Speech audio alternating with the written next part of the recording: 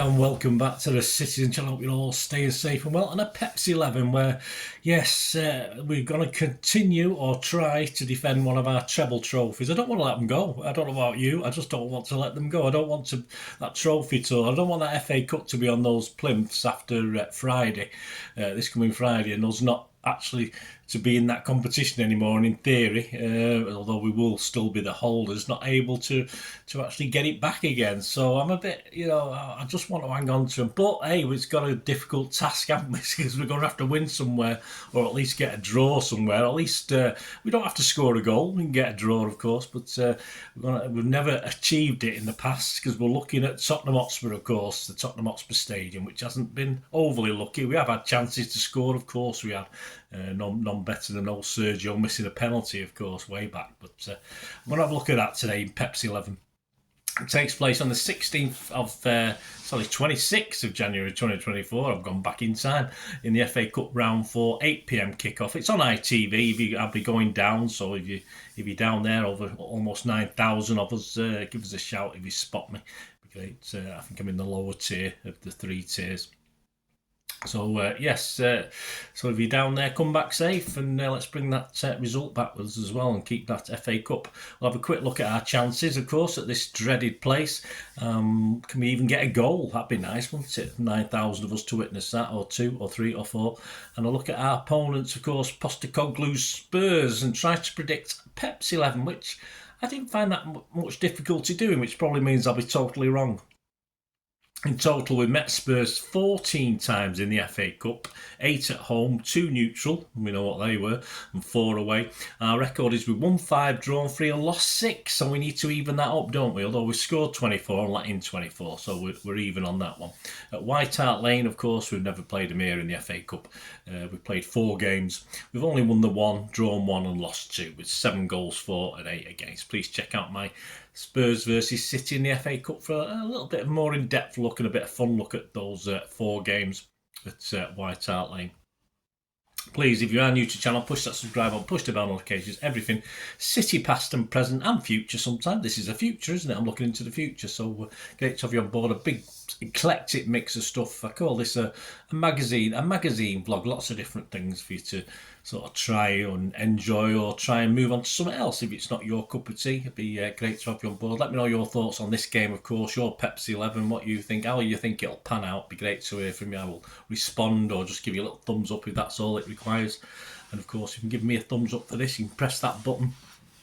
That'd be much appreciated. Give me a like, guys. Make an old City fan very, very happy. Yes, so the last 6 results. Let's have a look at Spuds. Let's look at old Spurs. Never my favourite team, obviously hangover from 1981, but other things. The fans. I just can't get on with the fans. I just find them, I don't know. A lot of Southern fans are a bit arrogant. I think certainly far more arrogant than Northern fans, and Spuds fans really haven't got anything to be arrogant about, have they? But hey, there you go. It's in the nature. Right, let's have a look at the last 6 results. 14th of January, of course, he drew away at Old Trafford. Perhaps he should have won that one. 5th of January, they beat Burnley at home, of course, in FA Cup round 3 to get to this point. 31st of December, they beat Bournemouth at home 3-1. 28th of December, they lost at Brighton 4-2. 23rd of December, they beat Everton at home 2-1. And on the 15th of December, they beat Forest away 2-0. So they're doing okay. After us, they've got Brentford at home on the 31st of January. They've got Everton away on the 3rd of Feb. And on the 10th of Feb, Brighton at home as well. So, yeah, we're hoping to get perhaps at least 7 to 9 points from those 3. The top performers, well, they do have a few injuries at the moment, which we've obviously heard about. Son is 12 goals, 5 assists, but he's away at the moment, as we know. Richarlison, 8 goals, 3 assists, which isn't bad for who I think is a total donkey, which probably means he'll get a hat-trick now. Kulusevski, yeah, I quite like him. 5 goals, 2 assists. Maddison, again, injured, but yeah, I wouldn't have minded him at ours, to be honest with you. 3 goals, 5 assists. But Spurs still have key players out on long-term injury, and of course lost the likes of Son to some cup in Africa. I'm not too sure what that's about. And after a brief stay at the top of the tree, they now sit 5th, an okay 5th, 40 points after 21 games, which teams are taking points off each other this season, isn't it? So it's not going to be a big point haul for anyone, I don't think. They're just only 3 below us, but they played a game more. Of course, that's a league. This is the FA Cup. And an entertaining, frustrating 3-3 draw, of course, back at the Etihad in early December tells us very little, I think, because hopefully we are a much stronger team now. And Spurs have become a little bit more Spursy of late, so it's hard to tell anything from that 3-3 draw. But with us returning from, of course, this warm weather break we've had, nice for them, cold for us, perhaps a psychological disadvantage that worries me more than the form on this one. And Pep obviously tends to overthink Tottenham Hotspur Stadium, I think, but he's improved in the past against other teams where he's overthunk it. So let's hope he doesn't overthink things with this one. He and the players will have to push through that sort of fog and that sort of worry and break this losing run at the Tottenham Hotspur Stadium. And what a better chance to do it in front of 9,000 City fans, of course, and then to go back there in the league and do a similar thing. A draw isn't a disaster, but it would be an extra game we don't really need. So hopefully we can do the business. So that really brings us whether we can do the business, because at the end of the day, Tottenham will put out a reasonable team, but it's all about us, isn't it? It's always about us, what City do. And of course, does that squad against Newcastle last time out tell us too much? Well, it probably does, actually. That was a league game, a big league game. You think Pep played his strongest team. I got 11 out of 11 on this one, so I agreed with Pep what our strongest team was. Now, this team, not necessarily in my head now, is our strongest team going into this Tottenham game, but this is what he did against Newcastle. The starting 11, Ederson, Walker, Diaz, Aki, Gvardiol, Rodri, Kovacic, Bernardo, Foden, Doku and Alvarez. On the bench, of course, Ortega, Phillips, Grealish, De Bruyne, Gomez, Nunes, Bob, Sissoko and Lewis. Well, it's the FA Cup. We do have a game in the league the following Wednesday against Burnley, which we should be capable of winning. Perhaps if we need to rest someone, but hey, they've just been in warm weather for a week. Who do we need to rest apart from perhaps guys who might be coming back from injury? Everyone should be up for this now, at least fit as a fiddle till mid-March or April after this little breaks they've been getting. But we'll know a little bit more about fitness-wise after the Pep's press conference. But we'll look at some of the training pictures. And so after a few days in the sun, as we know, Akanji and Stones are probably still non-starters, although Stones is back training apparently. I've not seen any images of Akanji, but I can't see Stones starting back in this one.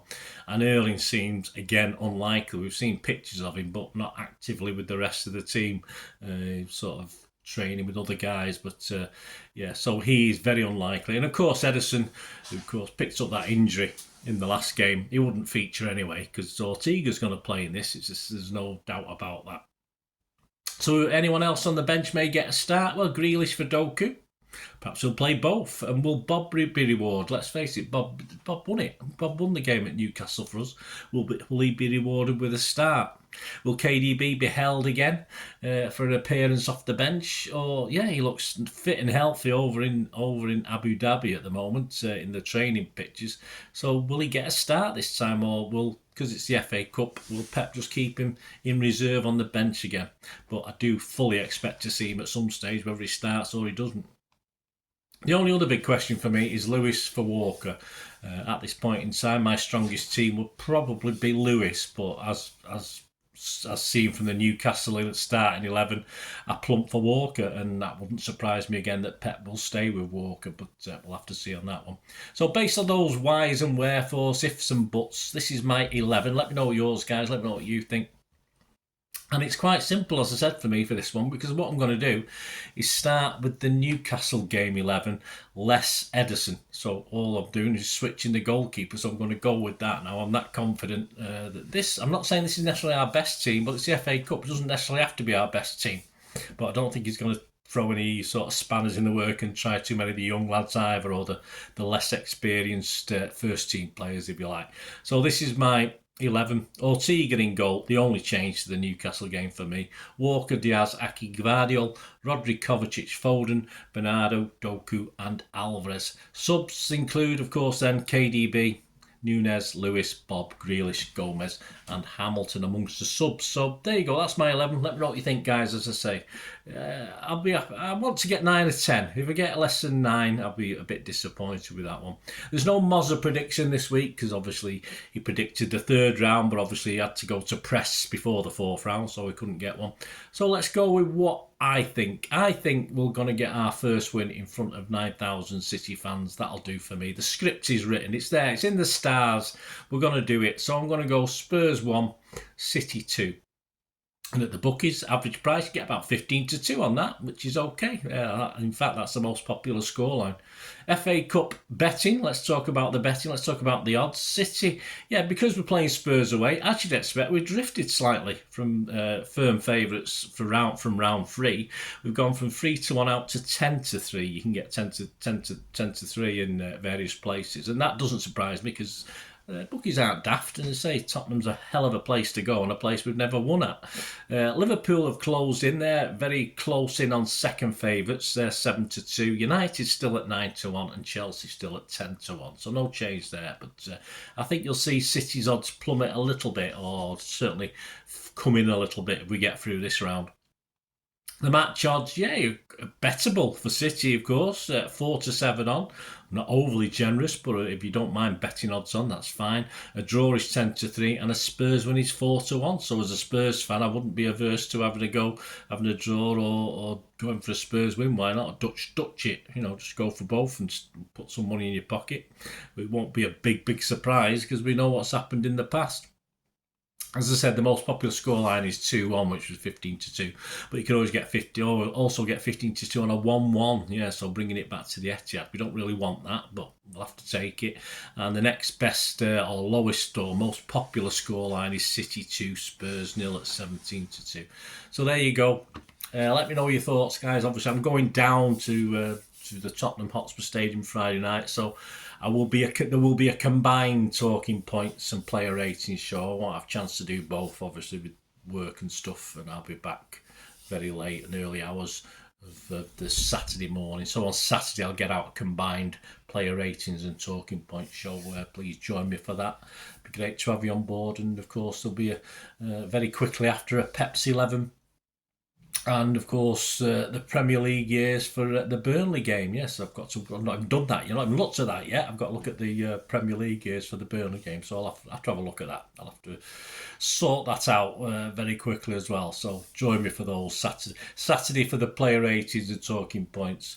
Pepsi 11 will be out on the Monday. I'll try. It's a busy few days actually. I've got a bit on, but I'll try and get the Premier League years out for the in between for the Sunday as well. So stick with me, guys. Push those buttons, and great to have you on board. Spread the word. Be wonderful. Thanks for watching, guys. Until we meet again. Well, that's one thing, don't I? Please stay safe, Blues. Come on, City. Bye for now.